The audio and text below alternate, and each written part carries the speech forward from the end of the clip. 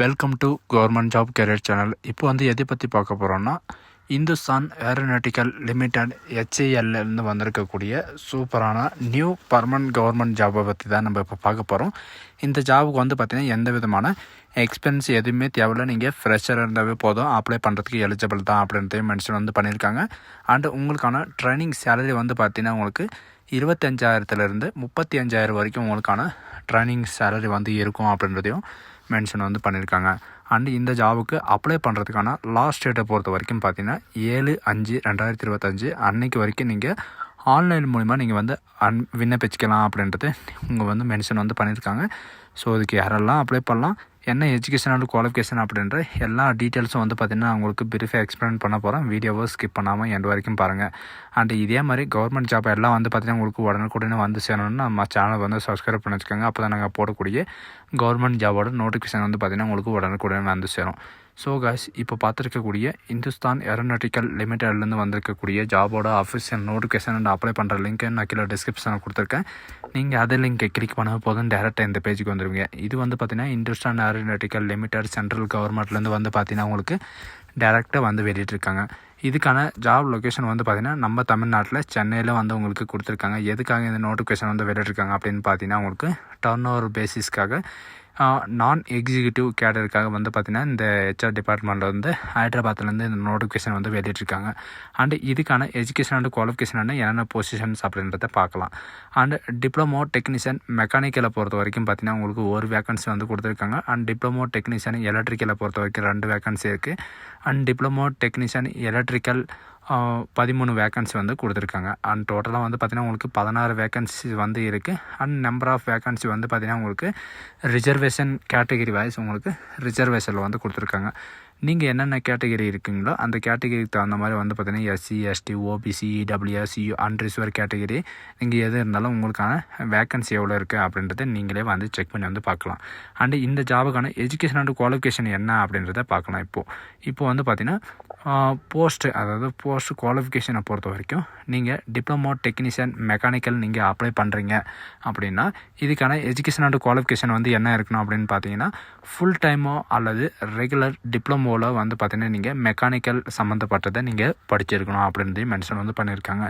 And mechanical கேடோ அல்லது mechanical கேமோ அல்லது mechanical engineering இண்டஸ்ட்ரியோ அல்லது மெயின்டெனன்ஸ் அண்டு இன்ஜினியரிங் ரெஃபரன்ஸ் இந்த air conditioning and mechanical engineering GATE இந்த மாதிரி நீங்கள் முடிச்சிருந்தாலும் நீங்கள் அப்ளை பண்ணிக்கலாம். அண்ட் டிப்ளமோவில் பார்த்தீங்கன்னா நீங்கள் மெக்கானிக்கல் இன்ஜினியரிங்கில் நீங்கள் படிச்சிருந்தாலும் அப்ளை பண்ணிக்கலாம் அப்படின்ற மாதிரி மென்ஷன் பண்ணியிருக்காங்க. அண்ட் நெக்ஸ்ட் பார்த்தீங்கன்னா டிப்ளமோ டெக்னீஷியன் எலக்ட்ரிக்கலுக்காக பார்த்தீங்கன்னா கொடுத்துருக்காங்க.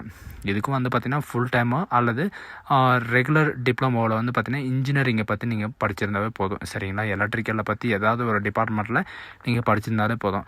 எக்ஸாம்பிள் பார்த்தீங்கன்னா electrical and electronic and electrical and instrumentation and electrical and electronics power system and electrical and mechanical engineering and electrical engineering electronics இந்த மாதிரி பார்த்தீங்கன்னா பவர் எலக்ட்ரானிக்ஸ் இந்த மாதிரி நீங்கள் முடிச்சிருந்தாலே போதும், அப்ளை பண்ணுறதுக்கு எலிஜிபிள் தான்.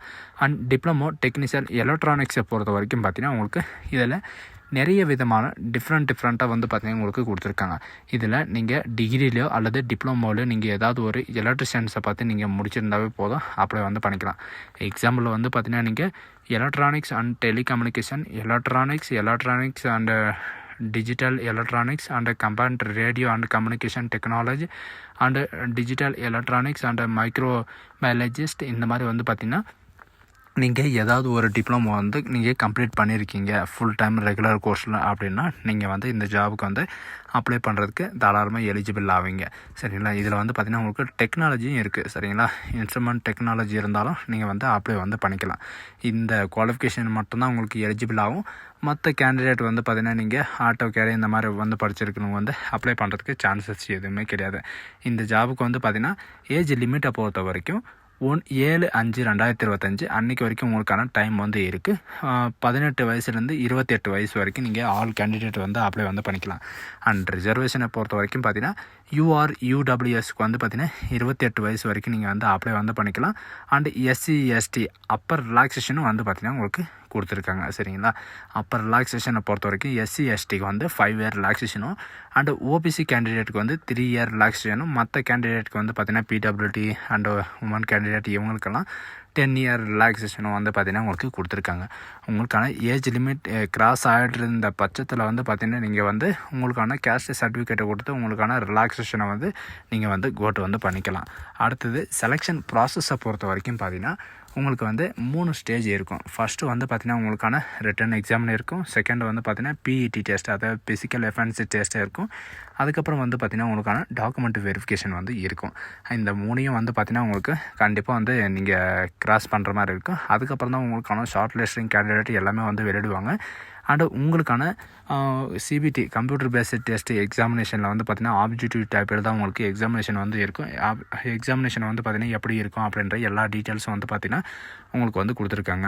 அண்டு பிளேஸ் ஆஃப் போஸ்டிங்கை பொறுத்த வரைக்கும் பார்த்திங்கன்னா இவங்க கொடுத்துருக்கிற ஏதாவது ஒரு ஸ்டேட்டில் வந்து உங்களுக்கு கண்டிப்பாக இருக்கும். ஆல் ஓவர் இந்தியாவில் வந்து பார்த்திங்கன்னா எல்லா இடத்துலையும் உங்களுக்கான போஸ்டிங் வந்து இருக்குது.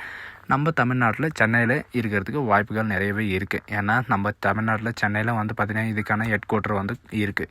அண்டு டிப்ளமோ டெக்னீஷியனுக்கு வந்து பார்த்திங்கன்னா உங்களுக்கான ட்ரைனிங்கில் இருக்கிற போது சேலரி வந்து பார்த்திங்கன்னா 23,000 வரைக்கும் உங்களுக்கான ஸ்டார்டிங் சேலரி இருக்கும். அதுக்கப்புறம் வந்து பார்த்திங்கன்னா உங்களுக்கான HR, DA, home rent allowance இந்த மாதிரி வந்து பார்த்திங்கன்னா உங்களுக்கு நிறைய விதமான அலவன்சஸ் வந்து இருக்கும் அப்படின்றதையும். அண்ட் இது மட்டும் கிடையாது, உங்களுக்கான மெடிக்கல் எக்ஸாமினேஷன் வந்து நடக்கிற போது வந்து பார்த்திங்கன்னா உங்களுக்கான என்ன செலவாகுமோ அந்த செலவு வந்து பார்த்திங்கன்னா கவர்மெண்ட்டே வந்து ஏற்றுக்கும் அப்படின்ற மாதிரி இவங்க வந்து மென்ஷன் வந்து பண்ணியிருக்காங்க. அதனால தான் வந்து பார்த்திங்கன்னா உங்களுக்கு மெடிக்கல் ஸ்டாண்டர்டை பொறுத்த வரைக்கும் ஹெச்ஏஎல் இவங்களுடைய துறையில் தான் உங்களுக்கு வந்து இந்த மெடிக்கல் எக்ஸாமினேஷன் வந்து இருக்கும் அப்படின்ற மாதிரி வந்து மென்ஷன் வந்து பண்ணியிருக்காங்க. சரிங்களா? இதோட அஃபிஷியல் வெப்சைட் எல்லாமே நான் கீழே டிஸ்கிரிப்ஷனில் வந்து கொடுத்துருக்கேன். நீங்கள் கிளிக் பண்ணால் போதும். அப்படி இல்லைனா www.helcareers.com அப்படின்னு நீங்கள் சர்ச் பண்ணினா போதும்.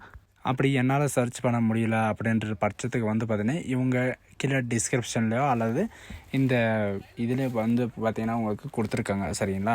அந்த லிங்க்கை நீங்கள் கிளிக் பண்ணால் போதும். இந்த மாதிரி பேஜுக்கு வந்து உங்களுக்கு டைரெக்டாக வந்துடும். இதில் ரீசெண்டாக வந்து என்னென்ன நோட்டிஃபிகேஷன் எல்லாம் ஓப்பன் ஆகிருக்கு, அந்த application link and advertisement link எல்லாமே வந்து பார்த்திங்கன்னா இந்த இதிலே வந்து கொடுத்துருப்பாங்க. அதில் இருக்கிற மாதிரி நீங்கள் வந்து செக் பண்ணி வந்து அப்ளை வந்து பண்ணிக்கலாம்.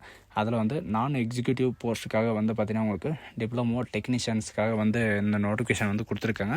அந்த நோட்டிஃபிகேஷன்ஸை வந்து நீங்கள் வந்து அப்ளை வந்து பண்ணிக்கலாம். ஸோ காய்ஸ், எந்த விதமான டவுட் இருந்தாலும் சரி கமெண்ட் செக்ஷனில் வந்து கண்டிப்பாக கமெண்ட் பண்ணுங்கள். நான் உங்களுக்கு வந்து ரீப்ளை பண்ணுறேன். சரிங்களா? ஸோ காய்ஸ், இந்த வீடியோ உங்களுக்கு பிடிச்சிருந்தா உங்கள் ஃப்ரெண்ட்ஸ் அண்ட் ஃபேமிலிக்கு கண்டிப்பாக ஷேர் பண்ணுங்கள். இது ஒரு நல்ல வாய்ப்புன்னு கூட சொல்லலாம். So guys, thank you.